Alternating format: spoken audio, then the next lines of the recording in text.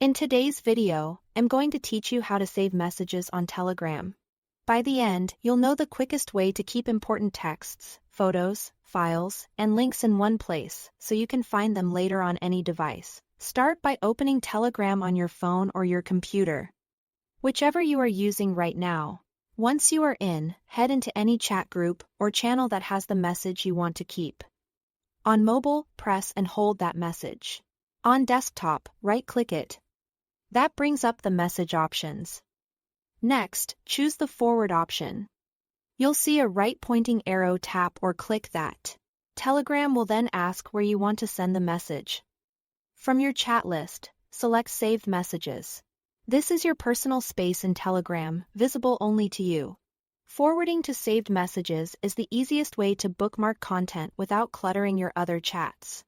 If you want to capture more than one item, you can select multiple messages before forwarding. This is great for saving a fuller slice of a conversation, like a set of instructions or a sequence of photos. After selecting the messages you need, forward them together to saved messages the same way. To access everything you've saved, go back to your main chat list and open Saved Messages. Think of it as a private notebook that automatically syncs across your phone, tablet, desktop, and even the web app. You'll see your forwarded texts, images, documents, voice notes, and links all in chronological order.